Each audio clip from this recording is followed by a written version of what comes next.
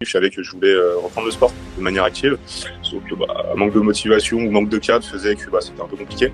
J'ai eu un déclic un jour, d'où la prise de contact, début du coaching, et le fait du coup d'avoir le coaching de manière régulière et hebdomadaire, et surtout le plan alimentaire avec le plan d'entraînement, ça m'a permis d'avoir un fil conducteur. Et juste le fait de suivre, de poser le cerveau, on va dire, et les résultats sont venus avec le temps. J'ai regardé, ça doit faire 10-12 ans que j'ai pas fait ce poids, donc je devais avoir 18 ans à l'époque. Là, c'est que du kiff, de voir son corps évoluer, de se sentir à l'aise dedans, et puis surtout plus avoir mal au dos, plus avoir de douleurs aux épaules, de choses comme ça. Le principe, c'est comme on dit, un investissement pour les 10-15 prochaines années qui arrivent, quoi. Donc on était au départ à 85 kilos. Là aujourd'hui, tu es autour des 75 à peu près, tu as perdu 13,5 cm de tour de ventre. Est-ce que tu te souviens un peu comment tu te sentais quand on a commencé le coaching, en termes d'état d'esprit, en termes de motivation, en termes d'objectifs, où est-ce que tu te situais à ce moment-là? Et on va dire que je me suis situé un peu perdu, tout simplement. En termes d'objectifs, je savais que je voulais reprendre le sport de manière active, sauf que manque de motivation ou manque de cadre faisait que c'était un peu compliqué. Je dégageais très peu de temps, parce que j'étais inscrit à la salle, comme je te disais, depuis 6 mois, on va dire, et j'y allais pas de manière régulière. Et le fait d'avoir eu le déclic, de se voir gras, parce que mine de rien, c'est assez sportif. J'ai eu un déclic un jour, d'où la prise de contact, début du coaching, et le fait du coup d'avoir le coaching de manière régulière et hebdomadaire, et surtout le plan alimentaire avec le plan d'entraînement, ça m'a permis d'avoir un fil conducteur. Et juste le fait de suivre, de poser le cerveau, on va dire, et les résultats sont venus avec le temps. Et puis après, ça fait du bien au mental, reprise de plaisir dans les différentes activités sportives, dans sa vie pro, parce qu'on a moins mal au dos, etc., dans son sommeil. Donc un cercle vicieux, quoi. C'est assez un peu, enfin pas rare, mais ça peut paraître un peu hors du commun que quelqu'un qui a déjà de l'expérience dans la musculation, le sport, parce que tu étais prof de sport à la base, tu as fait une reconversion professionnelle, etc. Qu'est-ce qui t'a motivé à vouloir passer par un coaching, sachant que tu avais les connaissances au final, tu savais comment gérer en tout cas une perte de gras, une transformation physique un peu? Et simplement manque de temps, déjà, dans un premier manque de temps. Et puis après, en fait, simplement, un professionnel fait ce job à 100%, quoi. Même si on a les connaissances, on peut toujours les compléter. Et après, avec quelqu'un qui est à 100% dedans, et ce sera toujours plus simple d'avoir un avis extérieur pour progresser que des feedbacks avec soi-même parce qu'ils sont rarement objectifs. Bah, c'est vraiment d'avoir le cadre, quelqu'un qui te dit quoi faire et en même temps voilà, une vision objective de ta progression, tes résultats et de ce qui est vraiment le plus important pour toi en termes de programme pour avancer et pas perdre de temps, quoi. Ouais, Ok. exact. Et dans l'application du programme, selon toi, c'était quoi le plus difficile pour toi que tu as réussi à appliquer pour avoir des résultats? Euh, Plus difficile du programme, c'est pas vraiment le plan alimentaire. Ça, c'était assez cadré, assez simple. Ce que je vais dire, c'était plus les séances de fin de semaine. Le dimanche, parce que j'avais demandé à faire une quatrième séance. Je sais que c'est souvent celle qui passait à la trappe, qui n'était pas notée. Je le faisais plutôt à la maison et je le répartissais sur les 3 autres séances à la semaine. 2 exercices par-ci par-là, d'abdos. Parce que souvent, fin de semaine, c'était fatigant. Et comme je te disais, je préférais me reposer. Sur le repos, j'ai compris que c'était plus important des fois que d'y aller bête et méchant et rattaquer la semaine d'après en forme à 100%, quoi. J'aime bien ce format-là de 3 séances obligatoires, une séance optionnelle, parce que justement, en fait, ça ne changera pas grand-chose. Vaut mieux la faire si tu as de l'énergie, le temps, l'envie de la faire, cette séance bonus, on va dire, du dimanche, mais c'est pas ça qui fera le gros des résultats au long terme. C'est la régularité qui t'apportera le résultat. Donc, vaut mieux des fois se reposer un peu plus, récupérer et performer plus sur les 3 séances importantes la semaine suivante, plutôt que faire cette petite séance qui, au final, voilà, est pas si importante que ça, quoi. Et au niveau de la nutrition, donc tu m'as dit que tu n'avais pas eu de soucis par rapport à ça, mais au final, tu mangeais souvent au taf, le soir, en restaurant. Donc, comment tu gérais un peu par rapport aux calories, etc. à ce niveau-là? Est-ce que tu gardais un peu de la flexibilité ou est-ce que tu essayais d'être le plus précis possible par rapport aux portions quand même? Je gardais de la flexibilité, on va dire. Parce que j'ai mangé sur les 4 mois depuis le début, on va dire 2 mois et demi au travail, repas du soir, donc à 17h, 7h30. Je gérais les quantités dans un premier temps. Après, vu que je pouvais pas gérer tout ce qui était apport au niveau des lipides dans les plats, c'était un peu compliqué et puis ça allait pas aussi vite que j'aurais voulu. Donc je suis rapidement en fait passé sur du batch cooking et je faisais ma nourriture la veille pour le lendemain. Et puis en fait, c'est là où vraiment j'ai explosé au niveau des résultats, quoi. Donc ça a accéléré à ce moment-là où tu étais vraiment organisé et tu pouvais être précis sur la partie nutrition. Ouais, exactement. Ouais. J'ai pris cette habitude de me faire à bouffer, d'autant plus que ma conjointe, elle bosse assez loin, donc on se fait souvent les plats en commun. Et puis après, ça permet pour la semaine d'être tranquille, quoi, d'être à l'aise là-dessus. Là, tu gagnes un temps fou, tu auras moins de charge mentale aussi et tu es mieux organisé en termes de, ouais, de préparation des repas, tout ça. Ouais, Ça et puis vaut largement le point. même dessus, sur suivi de tes macros, derrière, c'est beaucoup plus quali de faire soi-même, quoi, simplement. Parce que tu sais que tu n'ajoutes pas de matière grasse, tu sais que tu n'ajoutes pas de fromage, tu sais que en fait, de A à Z, tu contrôles le processus, quoi. C'est souvent ça qui fait la différence, c'est les lipides qui sont un peu élevés quand tu manges pas forcément chez toi ou que tu cadres pas la cuisson, l'assaisonnement. Il peut y avoir pas mal de différences en termes de calories là-dessus, en termes de lipides. Et ça peut casser un déficit, mine de rien, et faire qu'il y a une semaine, au lieu de perdre 800 grammes, tu perds peut-être 200, 300 grammes.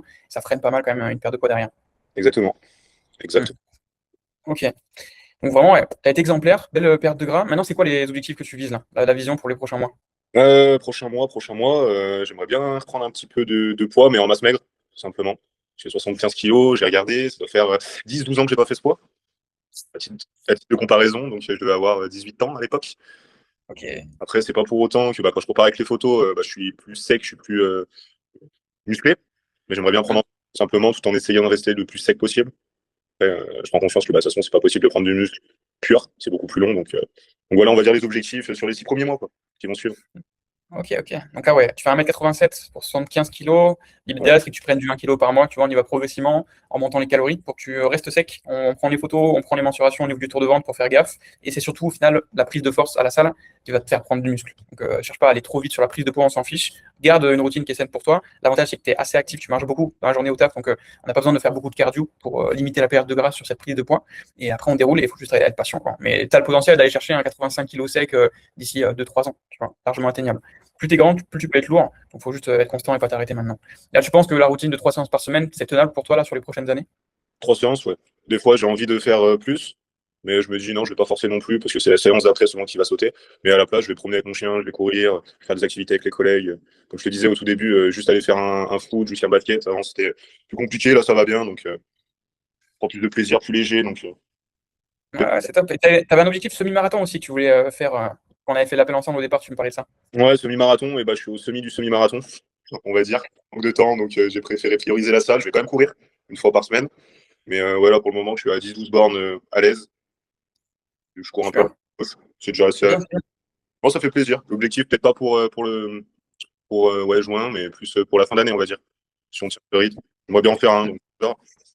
Ouais, bah clairement, tu es plus léger, donc tu auras beaucoup plus de facilité en fait à pouvoir faire pas mal de volume en termes de course à pied sans avoir de tension articulaire, de douleur ou quoi. On peut même faire de la prépa physique un peu en parallèle sur les séances de muscu pour éviter d'avoir toutes les petites tensions articulaires que tu pourras avoir sur de la course à pied.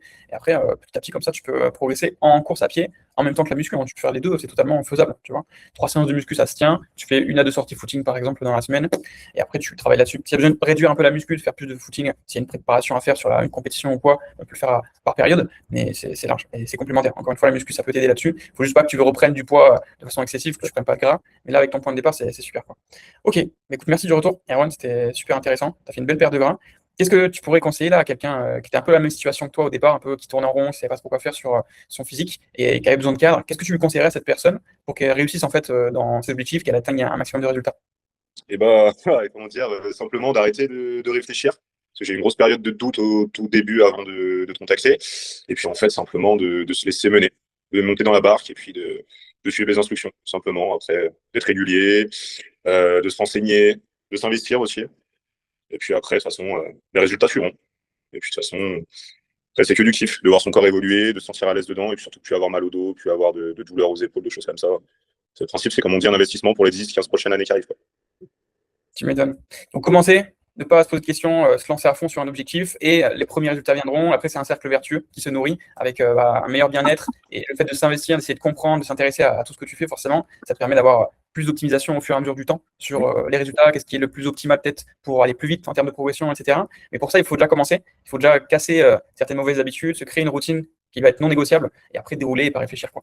Ce que j'ai remarqué par rapport à toutes les interviews que j'ai fait sur les derniers mois avec nos élèves, c'est ceux qui ont les meilleurs résultats, c'est ceux qui sont un peu à appliquer sans réfléchir, tu vois. J'aime pas trop ce terme, mais c'est bête et méchant, tu vois. Bête et méchant, ça fonctionne. Tu appliques le plan, tu es sérieux, tu es régulier et ça avance, quoi. Y a pas de secret. C'est pour ça que j'ai dit, dans un premier temps, bête et méchant appliqué, et après se renseigner et s'investir. Parce que faire bête et méchant, c'est bien, mais après 3 mois, en fait, si on prend pas l'habitude et on comprend pas pourquoi, et 3 mois d'après, je pense qu'on fait yo-yo et c'est inversement, quoi. Parce qu'il y a beaucoup de personnes qui vont trop réfléchir au départ pour aller partir sur le programme ou l'organisation parfaite, et après il y aura la vie qui va arriver, et des contraintes, des contretemps, du chaos, qui fait que l'optimal n'est plus possible, et ils vont culpabiliser et arrêter, alors qu'en fait c'est pas l'optimal le plus important, c'est la constance, c'est la régularité. Donc commencer, adapter, être flexible toujours, ce que je dis, et c'est plus important. Parce que la vie est faite de chaos, il y aura toujours des contretemps, des choses qui arriveront, qui feront que tu ne pourras pas faire tout parfaitement. Ouais. Si cette vidéo t'a parlé, sache que ces résultats ne viennent pas de la motivation ou d'un régime de plus. Ils viennent d'un cadre, d'un système clair et d'un accompagnement adapté à la vraie vie. Ça n'a rien de secret ou d'exceptionnel. Donc si tu veux savoir si c'est aussi possible pour toi, tu peux prendre rendez-vous sous la vidéo avec moi pour un appel bilan. L'appel dure 30 minutes, c'est 100% offert et on fait le point sur ton objectif, ta situation, tes contraintes et on construit ensemble le plan d'action qui va te permettre de réussir. C'est ce qu'on a fait avec plus de 750 personnes qu'on a accompagnées. Donc je te laisse prendre rendez-vous et on se voit de l'autre côté.